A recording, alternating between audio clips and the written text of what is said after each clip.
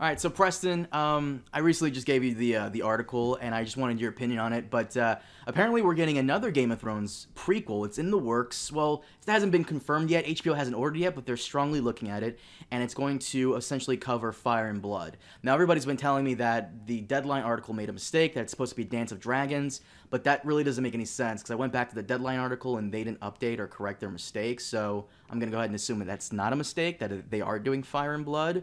But, yeah, what are your thoughts on HBO doing another prequel on top of the one they've already, like, completed already? Because the Blood Moon prequel, which is the White Walker Origins one, that one is already in post-production. So Right. Like, we're gonna get a pilot, or we have a pilot for that. Whether the pilot's gonna get picked up, that's another question. But, I mean, so George, I think, back in May said that there were originally five prequel ideas put forward, and 3 were still getting developed. So I guess it's not too surprising that something is here. It's strange that they say Fire and Blood, because what do they mean? Like what period of Fire and Blood? The whole thing? Because I think the whole thing, because like it's only some people were saying they're going to do Dance of the Dragons, the Targaryen Civil War, which wouldn't make any sense because say what you will about Game of Thrones. Game of Thrones comes when we first started in the first book in the first season. Like everything has calmed down. Like it's the calm before the storm, and everything is like in relative peace before shit hits the fan midway through. But I feel like Dance of the Dragons. The only, like, how would you even start that? It would be very chaotic and very confusing from the start. I mean, it would just be war. I mean, that's the problem with, I don't know, like the problem with Fire and Blood is there's too much time, and the problem with Dance of the Dragons is there's not enough time, right? You know? Like, Dance of the Dragons only takes place over, I'm trying to think, like, how long the Dance of the Dragons is, like, a year? I'm gonna look it up real quick. Unless they're doing like a mini series, but we had this discussion with Phil 2 a while years. back. 2 years, unless they're doing like a mini series where it's like 2 to 3 seasons, then I guess. But why do a mini series? Why not do a full blown series like Thrones and capitalize and cash out on it? And Phil, the issues guy, I don't know if you remember him saying this. He had a point. When did the phrase mini series become such a bad thing? Because I remember HBO back in the day used to do a bunch of them. And now we barely get any miniseries at all, if ever. It's all documentaries and full-fledged shows. Well, there's a few miniseries that were done. Chernobyl, obviously. Chernobyl? Does that really count as a mini? Actually, there can't be a season 2 for Chernobyl. So there can't be a season 2 for Chernobyl. I guess counts. Big Little Lies was supposed to be a miniseries, and then it just went so well that they were like, okay, we're gonna do season 2. Mm-hmm. You know, it wasn't supposed to have a second season, but it did. It did. I don't know. They've done a couple maxi series, like Vice Principals was like a 2-season thing from the beginning. They said we're going to do 2 seasons and that's it. So I don't know. I mean, they might claim that they're going to do a mini series and then actually do a second season. Just but like they did with Big Little Lies. Well, I feel like miniseries were way more prevalent like 10 years ago for HBO than they are now. Yeah, I mean, it's true. There were more miniseries. I mean, because I'm thinking John Adams and that the one with Kevin Spacey. I forgot that one. Fuck. Yeah, I mean, there's every once in a while they happen. I'm not saying they're super common, but I want to say that there's a mini series at least every 2 years, maybe every year. So yeah, but I don't know, the entire Dance of the Dragons. Like I suppose they could kind of do what they did with Rome, where it's over quite a bit of time, but they keep the same actors somehow, and they accelerate everything. Mm-hmm. But Rome even felt kind of weird, like, oh, this episode happens and a year has passed between the last episode, So I don't know. I just don't think Fire and Blood is possible to do. I don't think you can put it to screen. I got to disagree with you on there. So here are my thoughts on the whole thing. So essentially, back in 2017, they were already planning like 5 potential prequels. This was back in 2017 before work on season 8 even began. And then season 8 came out, and my firm belief is that in 2018 is when they decided to do Blood Moon. That's when they decided to do it. That's when they geared up for it. There you go. White Walkers, they're still interesting. Season 8 hits, White Walkers are completely and utterly ruined. And HBO realizes, fuck, what have we done? Well, give us the pilot and we'll see what we can do with it. And I think the reason they're looking at Fire and Blood right now, another prequel series, is because they're either trying to cover their bases with the whole like White Walker thing being kind of ruined, or either that, or they just saw the Blood Moon pilot and they realize that it's not good, and they just kind of want to like either make it a very short season 1 thing or a miniseries, or they just want to put it under the rug and just focus on something that everybody likes. Because I've said this before and I'll say it again, even in the books and especially in the show actually makes them a little interesting, but I'm not interested in the White Walkers. I think they're very not boring, but it's like the White Walkers like Boba Fett. When you think of Star Wars, you don't think of Boba Fett. Like, Boba Fett is not of all of Star Wars. And even though White Walkers are prevalent in A Song of Ice and Fire, I'm more interested in, like, the scheming, backstabbing, political intrigue, you know, like, occasional dragon flame thing. Like, that's what I'm interested in. Well, this is actually something that came up with Star Trek. So when the Borg first appeared, everyone was like, oh my God, the Borg is awesome. And then the writers actually had a real problem, because the Borg was this mindless collective that was just going to come for everyone. And they sort of said, well, what more can you do with a mindless collective? Like, there's nothing you can write. And so they really had a tough time with it, which is why they started branching out. And the original idea for the Borg of this mindless collective, like, slowly got chipped away. They added, Picard as Locutus, and then they added a queen, and then they had a rogue group that broke off from the Borg. Like, it was they realized that they painted themselves into a corner with the mindless collective thing, or I mean like they're a machine that's has one thing in mind, and it's the same with the White Walkers. I mean, if they are just really this mindless entity that wants to extinguish life, as eventually portrayed, in the show, that's not very interesting at all. Like, that doesn't represent the human condition at all, and it's just it's boring. And so I don't know. Hope they could change the nature and say, okay, well, actually, there's more to them. It's different, than that. But what's one thing that could have made them interesting that they never explained was their connection to the Raven. Like, even Bran says in season 8, like, they always go for the three-eyed Raven. Why? Well, I mean, I guess their explanation was because the Raven is the deposit of all human knowledge, and therefore, like, he represents life. Who explained that? Well, I think that was Sam, right? Sam is the one that said that? Yeah, that was Sam. Yeah, Sam pulled it out of his butt, yeah. Did Bran ever even correct him? Because I love the theory that Bran, as the Raven, is the true villain, and that the White Walkers are like this perpetual, constant cycle of death and rebirth, and they just want to die off, and they can't because the Raven somehow keeps them there. And in order for them to finally experience death, to have that sweet relief of death, they have to go for the Raven every single goddamn time. And it just never... Like, remember when we did the, like, spoiler cast, right before the last episode of Season 8 aired? There was that really cool thing about, like, Jon and Tormund are, riding beyond the wall, and the last scene of the entire series is Jon and Tormund discovering the White Walker symbol, and it, like, ends on that, like, insane, like, creepy cliffhanger that the White Walkers are not gone. Yeah. They didn't do that. They had a great chance to hype up everyone for Blood Moon with that final scene in Game of Thrones, to tie it all together to this prequel, and they just didn't do it. And that's why the prequel, this Blood Moon thing, I'm just really not excited for it. Fire and Blood, I think they could do it, and I'll tell you why. By the way, when did they decide on the title Blood Moon? Why am I so out of the loop that I hadn't heard of this title? Because I think was it a leak or something that's what they're nicknaming it right now. I don't think they have an official name for it, but that's what they're calling it. Like Like when they were filming Return of the Jedi, the code name for it, so nobody got like wise to it, was Blue Harvest.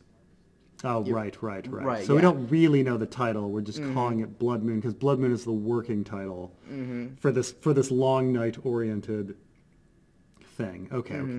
All right. I got it. Blue Harvest it is. Right. And the reason I think Fire and Blood could work is because it is a kind of a lethargic read for some people, but it is a history book, which means George has written out all the major historical events that have happened. Aegon lands, conquers, you know, Dorne, war, all that stuff. This is perfect because you can actually have the freedom to write everything in between as long as you hit the major beats of history, which is Aegon lands. What does he do afterwards? He conquers. What does he do in between? There you go. That's what you can write in there. Yeah, so the I would say the big problem with Fire and Blood or the Dance of the Dragons is that, you know, when we do season television, like a season of TV usually takes a year to produce, and then it comes out, and then we watch it, and then we wait a year for another season of TV to come out. And so it's nice when the story itself progresses at the same rate that we watch it. You know, it's nice that like this idea that, okay, I've done, you know, 8 seasons of Game of Thrones and roughly 8 years have passed or something in the story. The problem with Fire and Blood is, you know, you're talking about, you know, decades and decades to get to the next piece of excitement. Or with Dance of the Dragons, you're talking about not enough time at all, 2 years, you know. So like one season would be like one half of the war, and then the next season would be another half of the war, and it would be not enough, you know, it'd be no time passing at all, like on Lost, where somehow it's all taking place within like 3 weeks, you know. Well, Fire and Blood. So this is why I also think from a cynical and like television producer aspect of it, this is why Fire and Blood would be amazing. The problem that a lot of shows have with a lot of these actors is that after this show is successful, after a certain amount of time, these actors want more fucking money. You know, I think the highest paid actors on Game of Thrones were like Lena Headey, Peter Dinklage, Kit Harington, Maisie Williams, and Emilia Clarke. Like those were like the major guys that HBO had to pay like so much money towards. This is why Fire and Blood is genius because, you know, like the one person that you're probably going to have for multiple seasons is probably going to be Maegor, because Aegon, you can only have Aegon the First for one season, and then his son, who's his, Aenys? It was Aenys' his son? Yeah. Aenys, one season. That actor, one season. Visenya, you could probably have her for 3 seasons. You know, like, you don't have to keep paying these people extra. Not to mention, Fire and Blood would kind of be like a lot of these soap operas that go on for like 40 years, you know? Like, over the course of 40 years, new cast members come in, we get to, you know, meet new people, so on and so forth, blah, blah, blah. And the story evolves through new cast members. Kind of like, this is going to be like a blast from the past, but have you ever seen Degrassi? I have seen a couple episodes of Degrassi Junior High, yeah. Right. So Degrassi: The Next Generation is something I really used to be into. It's this Canadian show about this school with kids in it, and over the seasons, new kids come into the school, and the story focuses on those kids and less on the previous kids, and so on and so forth. It went on for like 10 years. You try to rotate out, and rotate new people in. Exactly. This is how like Fire and Blood could do it. They could rotate out cast members and continue on the Targaryen legacy, because it is about Fire and Blood, the Targaryens. But that rotation is always tough to pull off. You know, you know, my wife used to watch Glee. And it's like you've got that original group of kids, and you know they try to bring in new kids, but it's like you don't really care about the new kids. Or do you remember about G.I. Joe, where they're constantly trying to get us to shift to new toys to get kids to buy the new toys, but they didn't really want to shift. Or with Transformers, oh, you know, they just try to do a Transformers. movie, right? You know, this idea is they want to kill off all the old characters so that you have to go out and buy new toys for the new characters, but it turns out you don't want to lose the old characters, you know. So there is that. It's tough to do that transition and for you to actually care about the new characters. I mean, even in Game of Thrones, did we ever care about the new characters? Did we ever care about the Dornish? Did we ever care about, you know, the people that were added later on? I mean, in the books, you kind of care. Not as much, but you kind of care. The show, I think, did a better job because of like all the actors. I think we care in the books now because the Dornish were the Dornish and the Ironborn were the major plot was the major plot of the last two books, and that's the past 20 years. So we've been stuck getting to know the Dornish and the Ironborn. Mm-hmm. But had they come out all at a time, like my first read of A Feast for Crows, I was like, why am I reading about Theon's uncles? This is ridiculous, And it also helps that like videos like yours help like people get into the Dornish a bit better. But like I don't know, I think the Game of Thrones has always done one thing consistently. They've always casted good people to play these roles. Like the guy for Ramsay, amazing. Alexander, what I forgot his last. Huh? I said Graham Bell. Is it Graham Bell? No, it's not Graham Bell. No, it's Siddig. You're thinking Alexander Siddig? Yes. Who played Duran. Like, that was a good casting. Pedro Pascal as Oberyn. Amazing. I loved it. Mm-hmm. Great. Fantastic. I will always like the original Mountain casting better, but still, fucking fantastic. Game of Thrones has always consistently cast people that were amazing in those roles. So I have complete confidence in them casting and the rotation being there, but if they are going to do a prequel, they should have started with Fire and Blood. Right. Random Lannister soldier Ed Sheeran. Great, perfect casting. They need to stop doing that. They really need to stop doing that stupid shit. Or putting a random YouTuber, I love when you rip on those guys, like the random Stark soldier, like would they win a contest or something? Oh God. Oh Jesus Christ. But no, this is not like I feel kind of bad for Blood Moon, but at the same time, just like what I said about Empire of Ash, like who the fuck cares about Targaryens 10,000 years ago? Who cares about that? Who cares about Westeros 8,000 years ago? I don't care. Unless the White Walkers were defeated in a very like meh way. And like I don't care. Had they done that thing with Bran and the leaked scene that we talked about with Tormund and Jon discovering the symbol, I would have been excited for it. But I just don't care about the White Walkers. I want more scheming, backstabbing, and dragons. It's funny how it parallels Jango Fett so much, right? Like everybody was really excited about Boba Fett, and then he gets killed off in the most ridiculous, like unsatisfying way. So much so that everyone kind of refuses to admit that Boba Fett, just fell into the Sarlacc. And then they do like a prequel about his dad, and you're like, well, no one really cares, like because it leads to nothing. Like it leads to a letdown, right? Right. So it's said, well, let's find out how these Targaryens started, so we know, how the letdown began.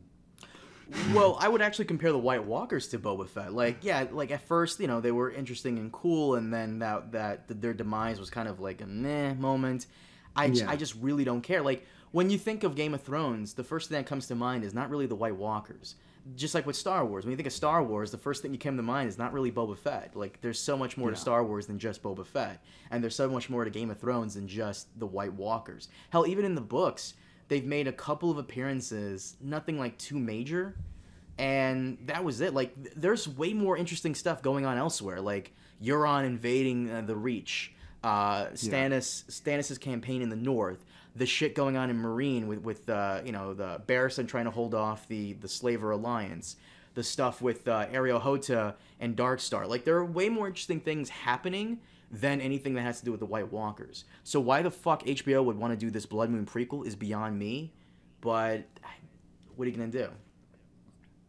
Yeah, I mean, it's already there. It's already produced. Naomi Watts has already been paid. No, Naomi Watts is one of those actresses where, like, I know who she is. She's been in stuff, but I feel like I've never watched anything she's been in. The Ring? No, I haven't seen The Ring, actually, which is weird, because I remember that when I was really popular. I just never got a chance to watch it.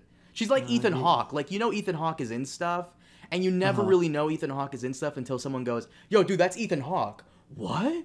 Oh, shit, well, I guess that is. Well, I mean, we're of a different time, but, like, I mean, I remember when Ethan Hawke was like the big up and coming heartthrob, and so everyone knew like, oh, that's Ethan Hawke, yeah. Oh, I mean, like, you know, yeah, no, Ethan Hawke was like a big deal, and then I mean, he became a really great actor, but he was celebrated differently in the '90s than he is today. You know, he was this like big '90s heartthrob that was like headlining movies, you know. And then, you know, he grew into a fine actor. It's just it's different. I don't know. Kind of like Lindsay Lohan from my generation. Like I remember she was in Mean Girls. And she was pretty cool in that, and she was in that like that twin movie where she Parent Trap. And I'm like, oh, it's Lindsay Lohan. She's going places, and then nothing. Nope. So sad. Now, imagine if they cast Lindsay Lohan as a White Walker. Oh, Jesus Christ. I'm definitely not watching it then. So yeah, I'm still just baffled logistically how they're going to do a Fire and Blood, but whatever. I don't know. Anthology, bro. Anthology. I've been saying it for like fucking forever. Anthology. I love anthology stuff. It's true that you don't have to pay the people as much because you just get a new actor. Exactly. You know. And they could do they can have the budget for dragons without having to I feel so bad for HBO's like pocketbook because they had to pay Lena Headey and Emilia Clarke and Kelly Harrington do all that crap on top of like making season 8 look like a fucking movie. Say what you will about season 8, it was awful, blah blah blah, but the graphics were like Hollywood level. They were good. Sure. Yeah, I mean, they could also say, okay, they could also admit, like, okay, we're not going to get more than 3 seasons, so we'll start this like, you know, in the year 128, like a year before the Dance of the Dragon starts, and the lead up, and then we'll like, you know, go right into the battle, you know, and then, you know, do it that way. So maybe they could do Dance of the Dragons. I don't know. But Dance of the Dragons is way too chaotic. I mean, like when even people who have never read the books and just go into Game of Thrones, I'm sure you had this problem because you were a show watcher before you were a book reader. Going into like the first episode of Game of Thrones, they introduce so many characters, so many important people that you have to memorize. I remember watching that first episode where I still remember it because it's like you watch that first episode and you get that stellar opening, right? With Waymar Royce. And then you're like, holy shit. And then you get that map. And you're like, oh, this is really cool. And then you get like this onslaught of like 14 characters like getting introduced in you know, this like incredibly short span of time. And they all kind of look the same. They all kind of had dark hair. They're good looking, you know. And you're just like, I don't, like, you know, it's like you don't know the difference between Jon and Robb and Theon, and like in that first episode, you're like, who are these people? Like, okay, there's Sean Bean, like, but like, what else is going on? I don't even, you know, it was tough to keep track of in that first moment, yeah. Like even Obama, who was like a fan of Game of Thrones, like he doesn't even know like at least 80% of the characters' names. Like I even have friends who have been watching the show for 8 fucking years, and they still call Dany the Khaleesi. They still call Tyrion the little dwarf guy. Like nobody. Kelly C. Yeah. Yeah. Like nobody knows like the fuck these characters' names. Like they know Jon Snow and like Arya and Bran, but like everybody else is nobody. Right. Like when they bring back Osha after like 5 seasons and then kill her, like people are like, who is she? Who is that again? Like the casual is like, who is she? Doesn't matter. She's dead. Doesn't matter. It's okay. It's all right. Thank goodness we brought them back to kill them.